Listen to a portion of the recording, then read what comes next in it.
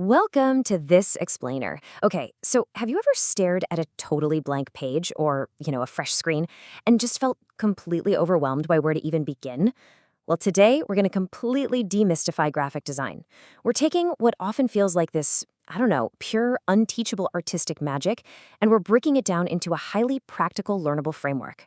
Whether you're whipping up a flyer for a local event, pitching a multi-million-dollar business idea, or just trying to make your social media pop, we are literally building your design toolkit from the ground up today. Let's get into it. But first, I really want you to think about this. What actually makes a design truly engaging? Like, why do we look at a movie poster or a business card or a website and just instantly, intuitively know whether it looks good or bad? Well, the secret is that what we find aesthetically pleasing actually follows a strict set of invisible rules. It's true. Our brains are literally hardwired to respond to specific spatial and visual cues. And when you know these hidden rules, you can actually control where someone looks, how they feel, and most importantly, what they remember. So here's the journey we're taking today. First, the core principles of design. Second, organizing visual information. Third, the psychology of color. Fourth, mastering the rule of thirds. And finally, applying your design skills. All right, let's dive right into Section 1, Core Principles of Design. When looking at the foundational elements of visual communication, every single successful design is built upon these core 6 principles. We've got balance, proximity, alignment, repetition, contrast, and white space. Honestly, you can think of these as the laws of physics for your digital canvas. These principles, they govern the relationships between the elements you use, and they organize your composition as a whole. They're exactly what help designers organize images and text on a page so that it feels comfortable to viewers and, makes a much greater impact. And the best part? Once you learn them, you'll start using them without even thinking about it. So let's start with balance, which is absolutely vital to the success of any design. On a layout, every single element has a visual weight. Now, this weight isn't measured in pounds or kilograms, right? It's determined by size, darkness, lightness, and even the thickness of lines. To put that into perspective, a massive, thick red square is visually way heavier than a tiny, thin baby blue circle. Make sense? Generally, we categorize this balance into 2 main types, symmetrical and asymmetrical.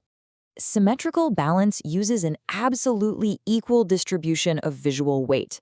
Think of a literal graphic of a scale. It's an arrangement where elements are evenly distributed to the left and right, or, top and bottom of the center.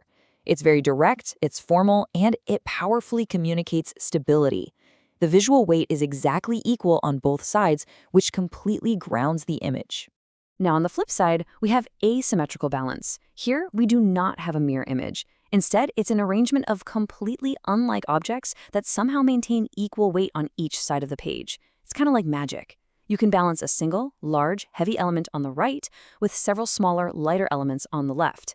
Things like color, value, size, shape, and even texture can all be used as balancing elements. This creates a really nice harmony without needing strict, boring symmetry. Moving right along to Section 2, Organizing Visual Information.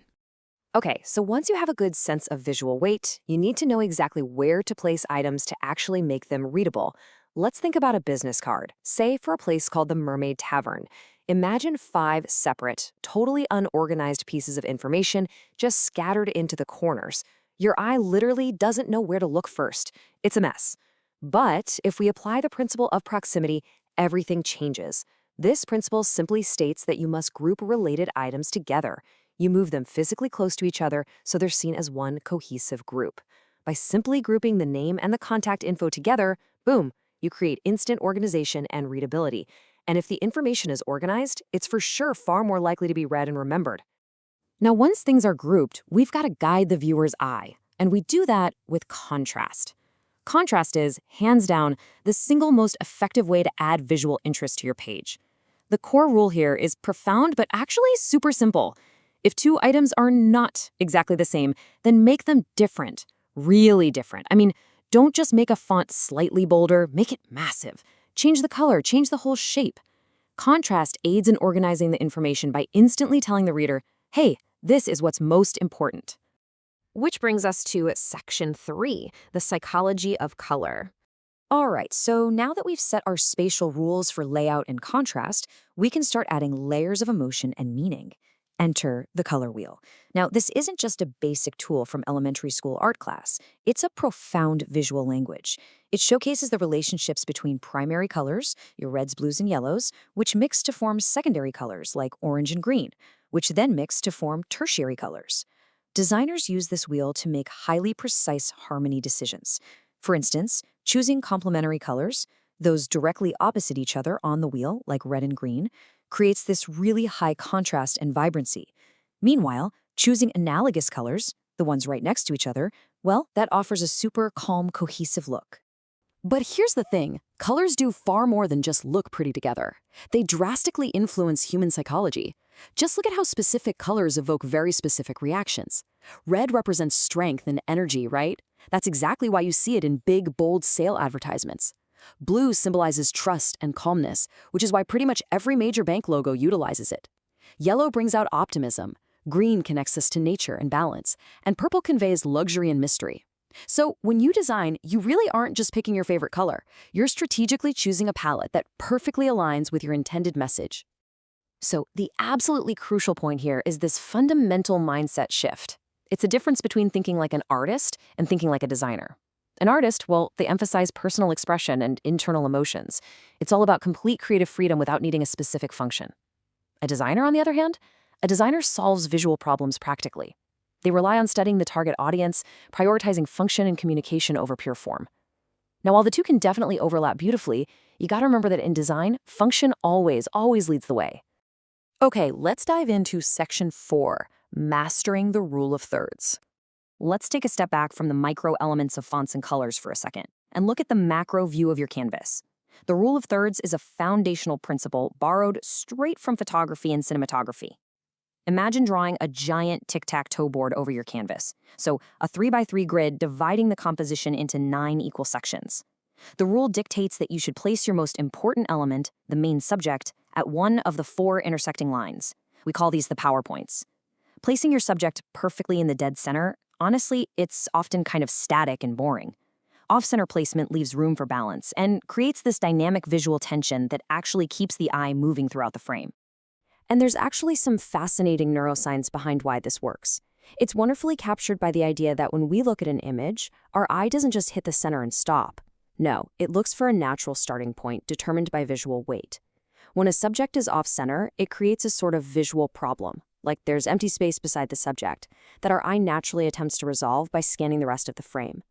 This dynamic tension is the exact quality that makes an image feel engaging. It essentially creates a narrative story right there within the visual. And finally, Section 5, Applying your design skills. So, we've covered the theoretical framework. Now, how do we actually execute this in the real world? Well, the beautiful thing about design today is that you don't need a 4-year degree or wildly expensive software to get started. Platforms like Canva have completely democratized design. It's literally as simple as signing up, verifying your email, and jumping right into the dashboard. With just a few clicks, you have access to thousands of professionally designed templates. And guess what? These templates already utilize the rule of thirds, excellent proximity, and perfect color psychology. They allow non-designers to leverage high-end design assets effortlessly. It's basically the perfect playground to test out all the principles we just talked about. We've unpacked the core physics of layout, the psychological power of color, and the dynamic tension of framing. The invisible rules, while they're no longer invisible to you, you are now fully equipped with the tools to solve visual problems, prioritize function, and communicate powerfully. So, my final question to you to wrap up this explainer is this. How will you use these hidden rules to change the way the world sees your next project? Thank you so much for exploring this fascinating topic with me. And hey, happy designing!